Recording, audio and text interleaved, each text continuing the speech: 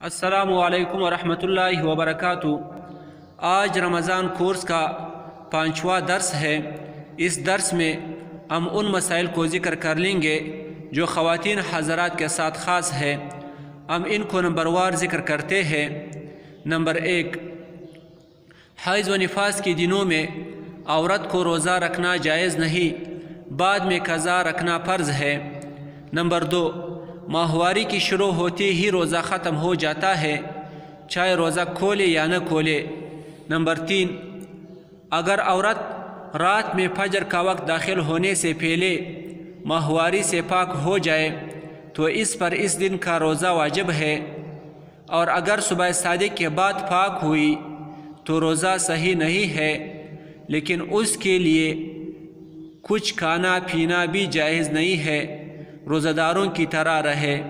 Number 4، حائضہ عورت سے اگر کوئی پوچھ لے کہ کیا آپ کی روزہ ہے تو ان کو بیماری ظاہر کرنے کے بجائے اگر اس کو چھپائے تو ایسی باتوں میں شرم و حیا تو اچھی بات ہے، مگر بجائے اس کے کہ یہ کہے کہ ہمارا روزہ ہے، ایسا جملہ کہہ دے کہ جو جھوٹ نہ ہو۔ مثلا یہ کہہ دے کہ ہم نے تو سب کے ساتھ سحری کی تھی۔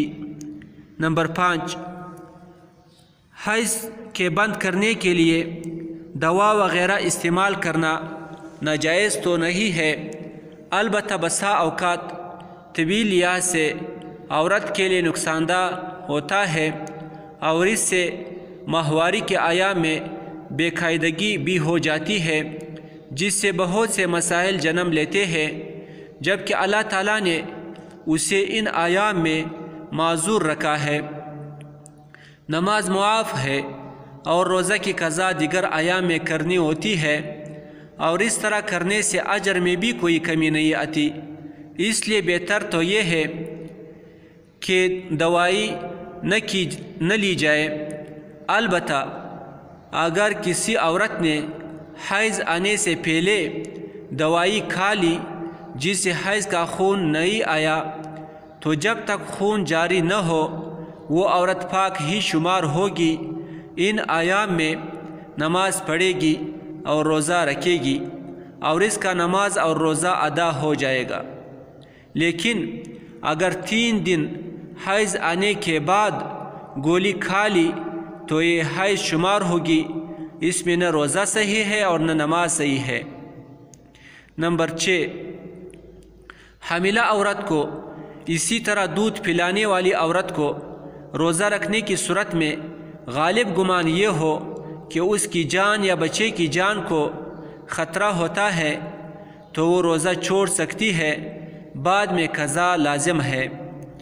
نمبر 7، عورت کا شوہر بدمزاج ہو اور یہ ڈر ہو کہ سالن میں نمک مرچ کم یا زیادہ نہ ہو تو تکلیف پہنچائے گا، تو اس کے لیے سالن زبان سے چکھنا کہ حلق سے نیچے نہ چلا جائے تو یہ جائز ہے، روزہ نہیں ٹوٹے گا۔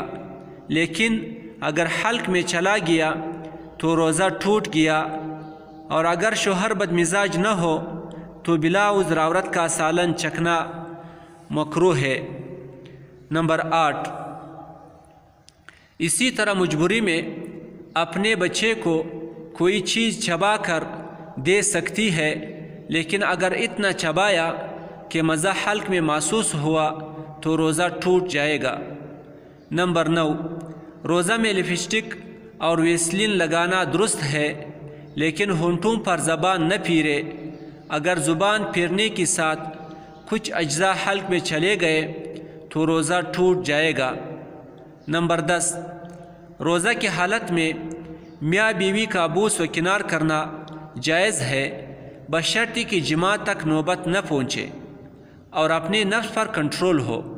اگر بوس و کنار کے وقت بغیر جماع کے انزال ہو جائے تو صرف قضا لازم ہے، اور اگر جماع کر لے اور روزہ بھی یاد ہو تو قضا و کفارہ دونوں لازم ہے۔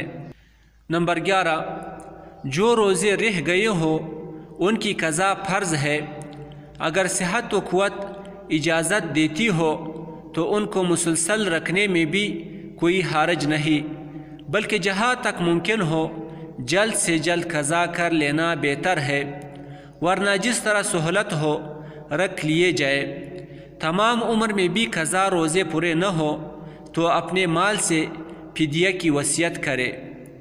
نمبر 12، ایک اہم مسئلہ جس کی ضرورت تمام مسلم خواتین کو ہے اور ہماری بہنیں عموماً کوتاہی و غفلت سے کام لیتی ہے، وہ یہ ہے کئی سالوں کے روزے ان کے ذمہ رہ جاتے ہیں جن کی وہ قضا نہیں لاتے اور تاخیر کرتے ہیں۔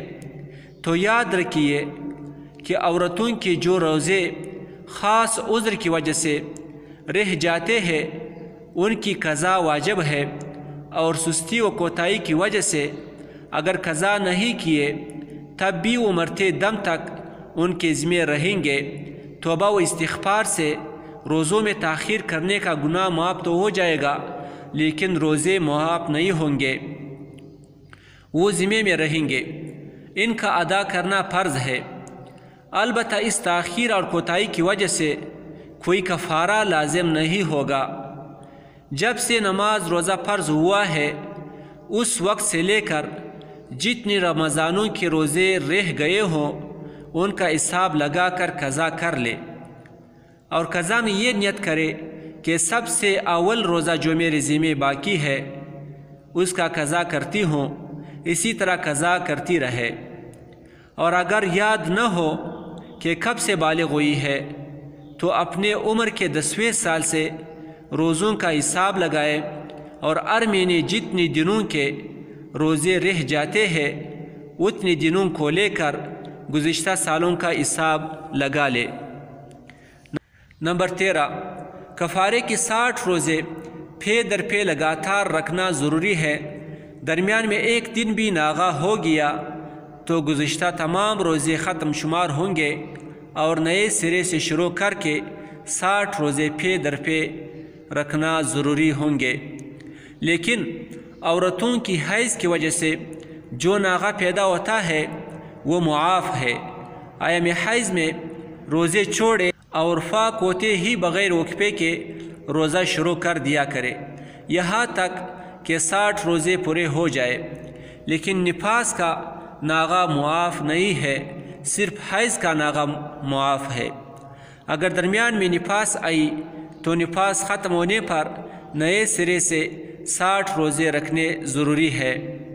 نمبر 14، تراویح صرف رمضان میں پڑھی جاتی ہے، قضاء رمضان میں تراویح نہیں ہے۔ نمبر 15، تنہا عورتوں کا تراویح کی جماعت کرنا جس میں امام بھی عورت ہو مکروہ تحریمی ہے۔ اسی طرح عورتوں کا مسجد جا کر تراویح کی جماعت میں شرکت کرنا بھی مکروہ ہے۔